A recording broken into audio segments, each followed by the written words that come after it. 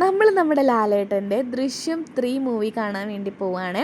ഇത് റിലീസായപ്പോൾ മുതൽ ഞാൻ ഭയങ്കര എക്സൈറ്റ്മെൻറ്റിലായിരുന്നു കാണാൻ വേണ്ടിയിട്ട്. അപ്പം നമ്മൾ സെക്കൻഡ് ഷോയ്ക്കാണ് കേട്ടോ ബുക്ക് ചെയ്തിട്ടുണ്ടായിരുന്നത്. 10:20 ഷോ. വീട്ടിൽ നിന്ന് ഇറങ്ങിയപ്പോൾ തന്നെ ചെറിയ രീതിയിലുള്ള ചാറ്റൽ മഴ ഉണ്ടായിരുന്നു. നല്ല തണുപ്പും നല്ലൊരു കാലാവസ്ഥയായിരുന്നു കേട്ടോ. ദൃശ്യം 3 റിലീസാവുന്നതിന് മുന്നേ ഞാൻ എന്നോട് പറഞ്ഞിട്ടുണ്ടായിരുന്നു നമുക്കിത് വളരെ വൈകിപ്പിക്കാതെ തന്നെ പോയി കാണണമെന്ന്. കഥകളൊന്നും വേറെ എവിടെ നിന്നും അറിയാതെ അതൊരു തിയേറ്ററിൽ പോയിട്ട് തന്നെ എനിക്ക് എക്സ്പീരിയൻസ് ചെയ്യണമെന്ന് നല്ല ആഗ്രഹം ഉണ്ടായിരുന്നു കേട്ടോ.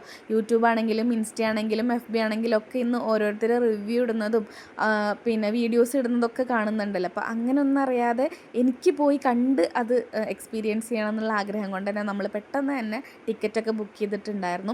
പിന്നെ അതേ ഇവിടുത്തെ ബ്ലോക്ക് ഞാൻ പറയണ്ടല്ലോ, നമുക്ക് ഫസ്റ്റത്തെ ബ്ലോക്ക് തന്നെ കിട്ടിയിട്ടുണ്ടായിരുന്നു കേട്ടോ. അതൊരു 1.5 ബ്ലോക്കായിരുന്നേ. കുറച്ചധികം നേരം ഞങ്ങളവിടെ പോസ്റ്റായിട്ട് തന്നെ ഇരുന്നിട്ടുണ്ടായിരുന്നു കേട്ടോ.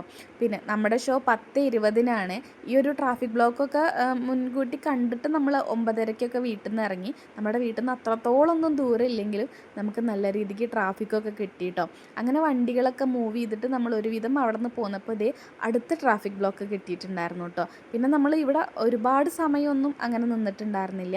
അവിടെ നിന്ന് പെട്ടെന്ന് പോന്നിട്ടുണ്ടായിരുന്നു. പിന്നെ ഞാനൊരു തിയേറ്റർ പേഴ്സണൊന്നല്ല കേട്ടോ. ഇറങ്ങുന്ന മൂവീസ് ഫുള്ളും പോയി അങ്ങനെ കാണുന്ന ഒരാളൊന്നും അല്ലായിരുന്നു. പക്ഷേ ഈ ഇടയ്ക്ക് എനിക്ക് അങ്ങനത്തെ ഒരു സ്വഭാവം തുടങ്ങിയിട്ടുണ്ട്. പിന്നെ അത് ലാലേട്ടൻ്റെ മൂവിയും കൂടെ ആകുമ്പോൾ പറയണ്ടല്ലോ, അതിനൊരു എന്താ പറയുക, ഇഷ്ടം കൂടും. അങ്ങനെ നമ്മൾ നമ്മുടെ മാളിൽ എത്തിയിട്ടുണ്ടായിരുന്നേ. അതിൻ്റെ എൻട്രൻസിൻ്റെ വീഡിയോ ഞാൻ എടുക്കാൻ മറന്നുപോയി. പോകുമ്പോൾ കാണിച്ചു തരാം കേട്ടോ. നമ്മൾ നേരെ പോയത് പാർക്കിങ്ങിലോട്ടാണ്. നമ്മുടെ വണ്ടിയൊക്കെ അവിടെ പാർക്ക് ചെയ്തിട്ട് നമ്മൾ നേരെ ലിഫ്റ്റിലോട്ട് കയറിയിട്ടുണ്ടായിരുന്നേ. ഈ കബാലി മാളിലുള്ള AMB സിനിമാസിലോട്ടാണ് കേട്ടോ നമ്മൾ പോകുന്നത്. കബാലി മാള് വരുന്നത് ഗാന്ധിനഗറിലാണ്. ടോളിവുഡ് ആക്ടർ മഹേഷ് ബാബു സാറിൻ്റെ പ്രീമിയം മൾട്ടിപ്ലക്സ് നെറ്റ്വർക്കിലുള്ളതാണ് കേട്ടോ AMB സിനിമാസ്. 2026 ജാനുവരി 16 അതിൻ്റെ ഓപ്പണിങ്. സൗത്ത് ഇന്ത്യയിലെ തന്നെ ഫസ്റ്റ് ഡോൾബി സിനിമാസാണ്. അതുപോലെ തന്നെ 9 സ്ക്രീനുകളും ഉണ്ട് കേട്ടോ. ഓരോന്നിനും 60 അടി വീതിയും 600 പേർക്കുള്ള സീറ്റിങ്സും ഉണ്ടെന്നാണ് പറയണത്.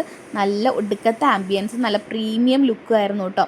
10:20 നമ്മളവിടെ എത്തിയിട്ടുണ്ടെങ്കിലും അവിടെ ഓപ്പൺ ആക്കാൻ കുറച്ച് ടൈമുള്ളതുകൊണ്ട് നമ്മൾ കുറേ വീഡിയോസൊക്കെ ഇങ്ങനെ എടുത്തിരിക്കുമ്പോഴാണ് നമ്മുടെ കുഞ്ഞിന് വാഷ്റൂമിൽ പോകണമെന്ന് പറഞ്ഞ് അപ്പോൾ നമ്മൾ വാഷ്റൂമിലോട്ട് വന്നിട്ടുണ്ടായിരുന്നു. നല്ല പ്രീമിയം ലുക്കുള്ള വാഷ്റൂം തന്നെ ആയിരുന്നു. നല്ല ഭംഗിയുണ്ടായിരുന്നു കേട്ടോ. പിന്നെ നല്ല മിററും നല്ല ലൈറ്റിങ്സും കണ്ടാൽ നമുക്ക് ഇതുപോലെ ഒന്ന് വീഡിയോ എടുക്കണമല്ലോ. അപ്പോൾ കുറച്ച് മിറർ സെൽഫീസും മിറർ വീഡിയോസൊക്കെ എടുത്തിട്ടുണ്ടായിരുന്നു. പിന്നെ നമ്മൾ അവിടെ നിന്ന് അപ്പോഴേക്കും അവിടെ ഓപ്പൺ ആയപ്പോൾ നമ്മൾ നേരെ തിയേറ്ററിലോട്ട് കയറി. തിയേറ്ററിനെ പറ്റി പറയുകയാണെന്നുണ്ടെങ്കിൽ ഡോൾബി സിനിമാസ് ആണല്ലോ, അതുകൊണ്ട് തന്നെ വിഷൻ ആയിക്കോട്ടെ ഓഡിയോ ആയിക്കോട്ടെ അതുപോലെ തന്നെ 3D പ്രീമിയം സൗണ്ടായിരുന്നു കേട്ടോ. ഒടുക്കത്തെ എക്സ്പീരിയൻസ് ആയിരുന്നു. പിന്നെ സിനിമ കാണാനുള്ള എക്സൈറ്റ്മെൻറ്റിലായിരുന്നു. ഫസ്റ്റ് തന്നെ നമ്മുടെ ദൃശ്യം 1ഉം 2ഉം ഒക്കെയാണ് ആ ഒരു ഫ്ലാഷ് ബാക്കായിട്ട് കാണിച്ചിട്ടുണ്ടായിരുന്നു. പിന്നെ മൂവി തുടങ്ങി ഫസ്റ്റ് ഹാഫ് അടിപൊളിയായിരുന്നേ. എല്ലാവരും പറഞ്ഞിട്ടുണ്ടായിരുന്നു ഭയങ്കര ലാഗാണ്, അങ്ങനെയാണ് ഇങ്ങനെയാണ് എന്നാണ് കേട്ടോ. ഒട്ടുമല്ല. ദൃശ്യം മൂവി ഇഷ്ടപ്പെടുന്നവർക്കും നമ്മുടെ ലാലേട്ടനെ ഇഷ്ടപ്പെടുന്നവർക്കും ഒട്ടും ലാഗായിട്ട് തോന്നില്ല. നല്ല അടിപൊളി എക്സ്പീരിയൻസ് ആയിരുന്നു ഫസ്റ്റ് ഹാഫ് ഉണ്ടായിരുന്നത്. പിന്നെ നമുക്ക് ഇൻ്റർവെല്ലായപ്പോൾ നമ്മൾ വീണ്ടും വാഷ്റൂമിൽ പോയി. പിന്നെ ഞാനൊരു ക്യാപ്പിച്ചിനോ വാങ്ങിച്ചിട്ടുണ്ടായിരുന്നു. കുഞ്ഞൻ എന്തൊക്കെയോ ചിപ്സും കാര്യങ്ങളൊക്കെ വാങ്ങിച്ചിട്ടുണ്ടായിരുന്നു. അങ്ങനെ നമ്മൾ വീണ്ടും അവിടെ നിന്ന് തിയേറ്ററിൻ്റെ ഉള്ളിലോട്ട് വന്നു. അങ്ങനെ പിന്നെ സെക്കൻഡ് ഹാഫിലോട്ടുള്ള ആ ഒരു എക്സൈറ്റ്മെൻറ്റിലായിരുന്നു കേട്ടോ പിന്നെ ഉണ്ടായിരുന്നത്. ഒട്ടും നമ്മളതിനെ എന്താ പറയുക, ജിത്തു ജോസഫ് സാറ് നമ്മളതിനെ ഒട്ടും നിരാശപ്പെടുത്തിയിട്ടുണ്ടായിരുന്നില്ല. ലാലേട്ടനൊക്കെ വേറെ ലെവലായിരുന്നു കേട്ടോ. അയ്യോ, അത് നിങ്ങളെന്തായാലും മൂവി കാണാത്തവർ ഒന്ന് പോയി കാണുക. പൈസ എവിടെയും പോവില്ല. അടിപൊളി സിനിമയാണ്. ലാലേട്ടനൊക്കെ വേറെ ലെവലാണ് കേട്ടോ. പിന്നെ ജിത്തു ജോസഫ് സാർക്ക് എന്താ പറയുക, ആളുടെ ഒരു മൈൻഡ് സെറ്റ് ഇല്ലെങ്കിൽ ആളുടെ ഒരു എന്താ അതിന് പറയാമെന്ന് എനിക്കറിയില്ല കേട്ടോ. അടിപൊളി മൂവിയായിരുന്നേ. ഒരുപാട് ഇഷ്ടമായി എനിക്ക് മൂവി. ഞാൻ കണ്ടില്ലെങ്കിൽ എനിക്കത് വളരെ നഷ്ടമായി. എന്നെ വേറെ ആരെങ്കിലുമൊക്കെ കഥ പറഞ്ഞറിഞ്ഞ് ഞാൻ പോയി കണ്ടായിരുന്നെങ്കിൽ അതെനിക്ക് വളരെ നഷ്ടമായിരുന്നേന്ന് എനിക്ക് തോന്നി കേട്ടോ. അപ്പോൾ കാണാത്തവർ ആരെങ്കിലും ഉണ്ടെങ്കിൽ കാണണമെന്ന് ആഗ്രഹമുള്ള ആരെങ്കിലും ഉള്ളതെന്നുണ്ടെങ്കിൽ പെട്ടെന്ന് തന്നെ പോയി കണ്ടോളൂ കേട്ടോ. അടിപൊളി സിനിമയാണ്.